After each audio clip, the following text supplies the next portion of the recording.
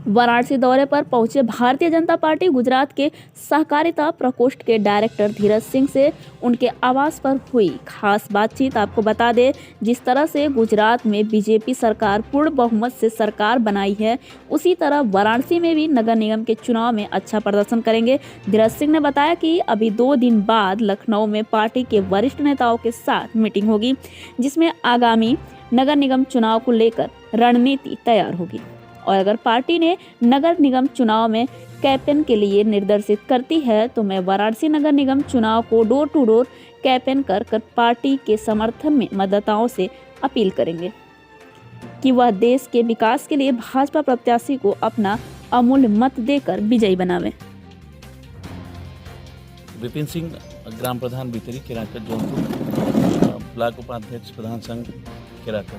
विपिन जी, बात की जाए तो जिस तरह से अब लोग बनारस की तरफ रुख कर रहे हैं, बनारस में नगर निगम के चुनाव की तरफ रुख कर रहे हैं, क्या रणनीति अब, क्योंकि आप भी एक तरह से देखा जाए तो ग्राम प्रधान हैं, और नगर निगम में क्या व्यवस्था हो कि बीजेपी का फिर से डंका बजे या कौन सी पार्टी जीतने की उम्मीद लग रही है? देखिए, वाराणसी की बात करें तो इसमें कोई दो राय नहीं कि वाराणसी में चौमुखी विकास हुआ है और वो भाजपा शासन काल में ही हुआ है। यशस्वी प्रधानमंत्री यहाँ से सांसद हैं वाराणसी से, तो इसमें कोई संशय की बात ही नहीं है कि निकाय चुनाव में बीजेपी का कोई लोहा ले सके, ऐसी कोई पार्टी, कोई उम्मीदवार नहीं है। और विकास सर्वोपरि है, विकास जहाँ भी होगा जनता उन्हीं के साथ होगी, चाहे वो ग्राम पंचायत हो या नगर निगम के चुनाव हो या विधानसभा लोकसभा के चुनाव।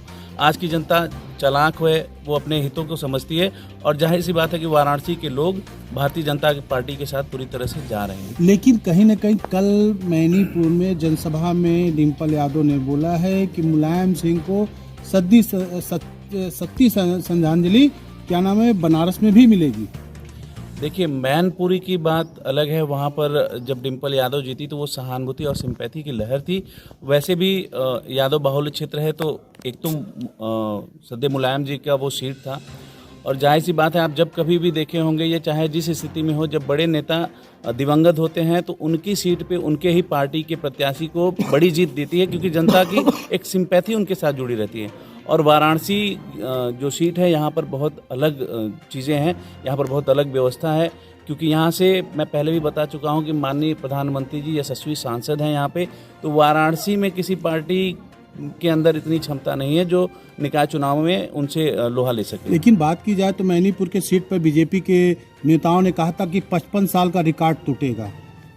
जी बिल्कुल, वो कहने की बात है, सिर्फ कह सकते हैं। ज़मीन पे, धरातल पे चीज़ें अलग होती हैं। यही अरविंद केजरीवाल थे जो गुजरात में पहुँचे और बड़े बड़े चुनावी दावे किए जा रहे थे, बड़ी बड़ी संख्या दिखाई जा रही थी, कहाँ रह गए?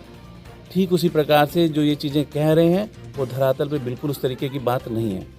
मतलब आपके कहने का मतलब है कि बीजेपी नगर निगम के चुनाव पे एक बढ़िया सीट लेके बाहर आएगी? जी बिल्कुल, मैं दावे के साथ कह सकता हूँ। आप इसे ऑन एयर करेंगे तो आप रिकॉर्ड के तौर पे रख सकते हैं कि भारतीय जनता पार्टी को वाराणसी में लोहा देने वाली ऐसी कोई भी पार्टी नहीं है। आप पूरा परिचय बताएं। मैं धीरज सिंह, सहकारिता प्रकोष्ठ, भारतीय जनता पार्टी, भारत सरकार, डायरेक्टर गुजरात। धीरज जी, बात की जाए तो जिस तरह से गुजरात में बीजेपी का पूर्ण बहुमत आया है और गुजरात में आप डोर टू डोर कैंपेन्स भी किए और अब काशी भ्रमण पे आप निकले, काशी में आए हैं, क्या नगर निगम के चुनाव में आपकी प्रक्रिया होगी? देखिए, अभी मैं शादी के माहौल था हमारे घर पे और मैं पार्टी को सूचना दे करके मैं 28 तारीख को आया हुआ था, हमारे घर पे शादी था। अब मैं लखनऊ, हमारे राष्ट्रीय अध्यक्ष जी का फ़ोन आया हुआ है और मैं सोमवार को लखनऊ जाऊंगा और राष्ट्रीय अध्यक्ष जी से मुलाकात करूंगा। नगर निगम का चुनाव है। भारतीय जनता पार्टी ने माननीय डिप्टी सीएम केशव प्रसाद मौर्य जी को और हम उत्तर प्रदेश राज्य मंत्री, खेल राज्य मंत्री गिरीश चंद्र यादव जी का पूर्वांचल का प्रभारी बनाए हुए हैं। वहां से भी हमको सूचना मिली हुई है। मैं सोमवार को राष्ट्रीय अध्यक्ष जी से मिल करके हमको क्या पार्टी की तरफ से और संगठन की तरफ से जो जवाबदारी मिलेगी वो मैं पूर्वांचल में आने के बाद में वापस आप लोगों को सूचना दूंगा। कल योगी जी भी बनारस में आके एक बड़ी जनसभा करने जा रहे हैं। किस तरह से रणनीति बन रही है आगे नगर निगम के चुनाव? क्योंकि देखा जाए तो दिल्ली में आम आदमी पार्टी पार्टी पूर्ण बहुमत से वहाँ पे फिर से नगर निगम के चुनाव में हावी हो गई। देखिए, बहुत सारे दल है, सबका अपना अपना मोनोपोली है, ऐसा कुछ इसमें कुछ टिप्पणी करने की ज़रूरत नहीं है। पर भारतीय जनता पार्टी 2014 से ही विकास के मुद्दे पे चुनाव लड़ रही है।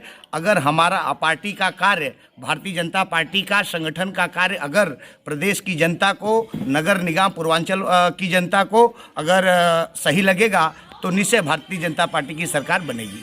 क्या आने वाले समय में जिस तरह से बीजेपी के कुछ नेता इधर से उधर हो रहे हैं मैनीपुर का रिजल्ट देख के, तो क्या ऐसा लगता है कि नगर निगम चुनाव में भी अब सपा का कुछ बढ़ोत मिलेगी?